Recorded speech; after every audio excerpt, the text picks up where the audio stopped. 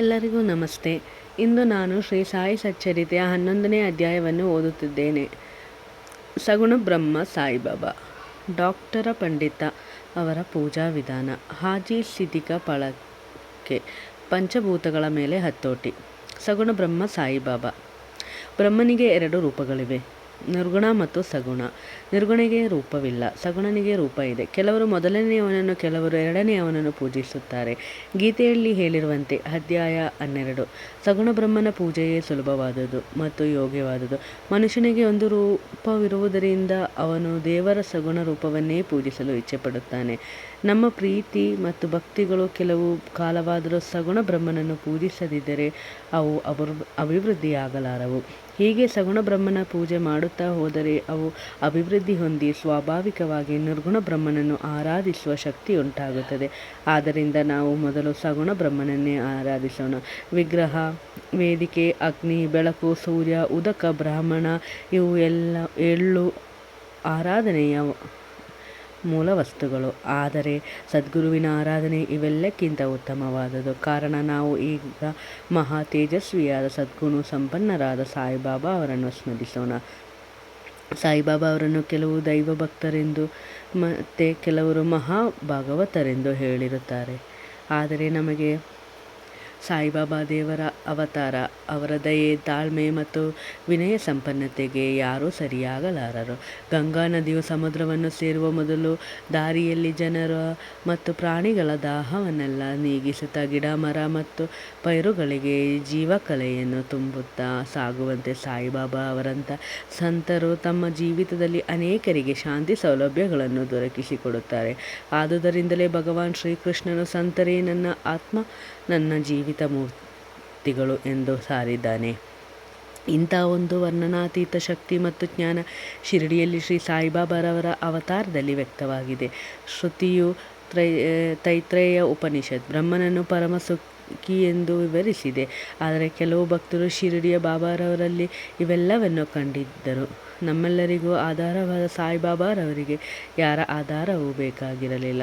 ಬಾಬಾರವರ ಆಸನವೆಂದರೆ ಒಂದು ಗೋಣಿ ಚೀಲ. ಆದರೆ ಭಕ್ತರು ಅದಕ್ಕೆ ಒಳ್ಳೆಯ ಅಂದವಾದ ಬಟ್ಟೆ ಹಾಕಿ ಹೊಲಿದು ಒರಗಿಕೊಳ್ಳಲು ಒಂದು ದಿಂಬನ್ನು ಸಹ ಇಟ್ಟಿದ್ದರು. ಬಾಬಾರವರು ಭಕ್ತರ ಬಯಕೆಗಳಿಗೆ ಮನಸೋತು ಅವರವರ ಇಚ್ಛೆಯಂತೆ ತಮ್ಮನ್ನು ಆರಾಧಿಸಲು ಅನುಮತಿ ನೀಡಿದರು. ಕೆಲವರು ಚಾಮರ ಬೀಸುತ್ತಿದ್ದರು, ಕೆಲವರು ಅವರ ಚರಣವಿಂದಗಳನ್ನು ತೊಳೆಯುತ್ತಿದ್ದರು, ಕೆಲವರು ಚಂದನ ಮುಂತಾದ ಸುಗಂಧ ದ್ರವ್ಯಗಳನ್ನು ಲೇಪಿಸುತ್ತಿದ್ದರು, ಕೆಲವರು ತಾಂಬೂಲ ನೀಡುತ್ತಿದ್ದರು, ಕೆಲವರು ನೈವೇದ್ಯ ಅರ್ಪಿಸುತ್ತಿದ್ದರು. ಅವರು ನೋಡಲು ಶಿರಡಿಯಲ್ಲಿ ವಾಸಿಸುತ್ತಿರುವ ಹಾಗೆ ಕಂಡರೂ ಎಲ್ಲೆಡೆಗೂ ವಾಸವಾಗಿದ್ದರು. ಈ ಅಂತರ್ಯಾಮಿತ್ವವು ಭಕ್ತರಿಗೆ ಅನುಭವವೇದ್ಯವಾಗಿತ್ತು. ಇಂತಹ ಅಂತರ್ಯಾಮಿಯಾದ ಅವರಿಗೆ ನನ್ನ ಸಾಷ್ಟಾಂಗ ನಮಸ್ಕಾರಗಳು. ಡಾಕ್ಟರ ಪಂಡಿತ ಅವರ ಪೂಜಾ ವಿಧಾನ. ಶ್ರೀ ತಾತ್ಯಾ ಸಾಹೇಬ ಅವರ ಸ್ನೇಹಿತರಾದ ಡಾಕ್ಟರ ಪಂಡಿತ ಅವರು ಒಂದು ಸಾರಿ ಬಾಬಾರವರ ದರ್ಶನಕ್ಕೆಂದು ಶಿರಡಿಗೆ ಬಂದರು. ಬಾಬಾರವರಿಗೆ ನಮಸ್ಕರಿಸಿ ಸ್ವಲ್ಪ ಹೊತ್ತು ಮಸೀದಿಯಲ್ಲಿ ಕುಳಿತರು. ಆಗ ಬಾಬಾರವರು ಅವರಿಗೆ ಶ್ರೀ ದಾದಾ ಕೆಳಕರ ಅವರಲ್ಲಿಗೆ ಹೋಗುವಂತೆ ಹೇಳಿದರು. ಅದರಿಂದ ಅವರು ಕೆಳಕರ ಅವರ ಕಡೆಗೆ ಬಂದರು. ಆಗ ದಾದಾ ಕೆಳಕರ ಅವರು ಪೂಜಾ ಸಾಮಗ್ರಿಗಳನ್ನೇ ಮಸೀದಿಗೆ ಹೊರಟಿದ್ದರು. ಡಾಕ್ಟರ ಅವರು ಸಹ ಅವರೊಡನೆ ಮಸೀದಿಗೆ ಬಂದರು. ದಾದಾರವರು ಬಾಬಾರವರ ಪೂಜೆ ನೆರವೇರಿಸಿದರು. ಗಂಧವನ್ನು ಬಾಬಾರವರ ಹಣೆಗೆ ಹಚ್ಚುವ ಧೈರ್ಯ ಯಾರಿಗೂ ಇರಲಿಲ್ಲ. ಇದನ್ನು ಮಾಳಸಾಪ್ತಿಯವರು ಮಾತ್ರ ಹಚ್ಚುತ್ತಿದ್ದರು.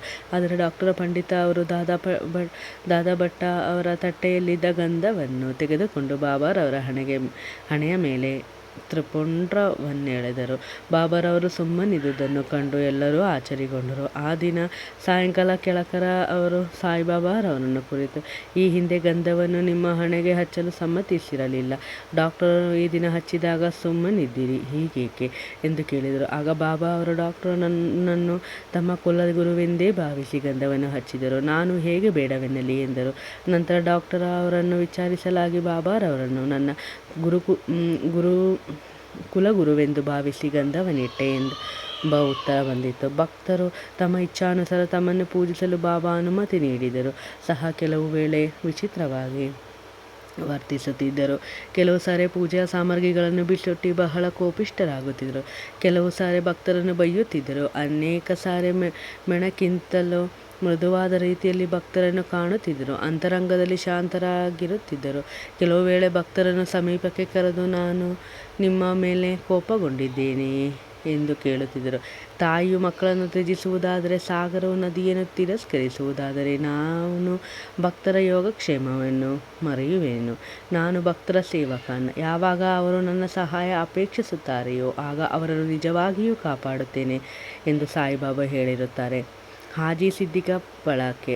ಬಾಬಾರವರು ಭಕ್ತರನ್ನು ಯಾವಾಗ ಸ್ವೀಕರಿಸುತ್ತಾರೆಂಬುದು ತಿಳಿದಿರಲಿಲ್ಲ. ಅದು ಅವರ ಮನಸ್ಸನ್ನು ಅವಲಂಬಿಸಿತ್ತು. ಸಿದ್ದಿಕ ಪಾಳಕೆಯವರ ಕಥೆ ಇದನ್ನು ತೋರಿಸುತ್ತದೆ. ಕಲ್ಯಾಣದ ಮೊಹಮ್ಮದೀಯರಾದ ಶ್ರೀ ಹಾಜಿ ಸಿದ್ದಿಕ ಪಾಳಕೆಯವರು ಮಕ್ಕಾ ಮದೀನಾ ಯಾತ್ರೆ ಮುಗಿಸಿಕೊಂಡು ಶಿರಡಿಗೆ ಬಂದಿದ್ದರು. ಮಸೀದಿಯ ಉತ್ತರದಲ್ಲಿದ್ದ ಚಾವಡಿಯಲ್ಲಿ ಅವರು ತಂಗಿದರು. 9 ತಿಂಗಳ ಕಾಲ ಮಸೀದಿಯೊಳಗೆ ಬರಲು ಬಾಬಾ ಅವರಿಗೆ ಅವಕಾಶ ನೀಡಿರಲಿಲ್ಲ. ಪಾಳಕೆಯವರಿಗೆ ಏನು ಮಾಡಬೇಕೆಂಬುದು ತಿಳಿಯದಾಗಿದ್ದಿತ್ತು. ಕೆಲವರು ಶ್ಯಾಮಾ ಅವರ ಮೂಲಕ ಬಾಬಾರವರ ದರ್ಶನ ಪಡೆಯಬಹುದೆಂದು ಹೇಳಿದರು. ಶಿವನನ್ನು ನಂದಿಯ ಮೂಲಕ ದರ್ಶಿಸುವಂತೆ ಬಾಬಾರನ್ನು ಶ್ಯಾಮನ ಮೂಲಕ ದರ್ಶನ ಮಾಡಬೇಕೆಂಬುದೇ ಅವರ ಅಭಿಮತವಾಗಿದ್ದಿತ್ತು. ಪಾಳಕೆಯವರು ಇದನ್ನು ಶ್ಯಾಮಾ ಅವರಲ್ಲಿಗೆ ಬಂದು ಬಾಬಾರವರ ದರ್ಶನ ಸೌಲಭ್ಯ ಒದಗಿಸಿಕೊಡಬೇಕೆಂದು ಕೇಳಿಕೊಂಡರು. ಶ್ಯಾಮಾ ಅವರು ಅದಕ್ಕೊಪ್ಪಿ ಅನುಕೂಲ ನೋಡಿಕೊಂಡು ಬಾಬಾ ಅವರನ್ನು ಕುರಿತು, ಬಾಬಾ, ಆ ವೃದ್ಧ ಹಾಜಿಯನ್ನು ಯಾಕೆ ಮಸೀದಿಯೊಳಗೆ ಬಿಡಬಾರದು? ಅನೇಕ ಜನರು ದರ್ಶನ ಪಡೆದು ಹೋಗುತ್ತಿದ್ದಾರೆ, ಅವರನ್ನೇಕೆ ತಾವು ಆಶೀರ್ವದಿಸಬಾರದು ಎಂದು ಕೇಳಿದರು. ಆಗ ಬಾಬಾ ಅವರು, ನೀನು ಹುಡುಗ, ಇನ್ನೂ ನಿನಗೆ ತಿಳಿದಿಲ್ಲ. ದೇವರ ಅಪ್ಪಣೆ ಕೊಡದಿದ್ದರೆ ನಾನೇನು ಮಾಡಲು ಸಾಧ್ಯ? ಅವನ ದಯೆ ಇಲ್ಲದೆ ಯಾರೂ ಈ ಮಸೀದಿಯಲ್ಲಿ ಕಾಲಿಡಲು ಸಾಧ್ಯವಿಲ್ಲ. ಸರಿ, ನೀನು ಹೋಗಿ ನಾಳೆ ಅವರಿಗೆ ಬಾರಾವಿ ಬಾವಿಯ ಬಳಿ ಇರುವ ಕಾಲು ದಾರಿಯಲ್ಲಿ ನನ್ನನ್ನು ಸಂಧಿಸಲು ಸಾಧ್ಯವೇ? ಕೇಳಿ ಬಾ ಎಂದರು. ಶ್ಯಾಮಾ ಅವರು ಬಂದು ಹಾಜಿ ಅವರನ್ನು ಕೇಳಲು ಅವರು ಸಮ್ಮತಿಸಿದರು. ಅದನ್ನು ಬಾಬಾರವರಿಗೆ ತಿಳಿಸಿದರು. ಪುನಂ ಬಾಬಾರವರು, ಅವರು 40 ರೂಪಾಯಿಗಳನ್ನು 4 ಕಂತಿನಲ್ಲಿ ಬಲ್ಲರೆ? ಕೇಳಿ ಬಾ ಎಂದರು. ಶ್ಯಾಮಾ ಅವರು ಬಂದು ಹಾಜಿ ಅವರನ್ನು ಕೇಳಲು ಅವರು 40,000 ಬೇಕೆ? 40 ಲಕ್ಷ ರೂಪೀಸ್ ಕೊಡಲು ಸಿದ್ಧರೆಂದು ಉತ್ತರಿಸಿದರು. ಆಗ ಬಾಬಾರವರು, ಪುನಂ ನಾಳೆ ದಿನ ಮಸೀದಿಯಲ್ಲಿ ನಾವು ಆಡನ್ನು ವಧಿಸುತ್ತೇವೆ. ಅದರ ಮಾಂಸ ಮತ್ತು ಇತರ ಅವಯಗಳನ್ನು ಅವರು ಸ್ವೀಕರಿಸಲು ಸಿದ್ಧರಿರುವರೆ? ಕೇಳಿ ಬಾ ಎಂದರು.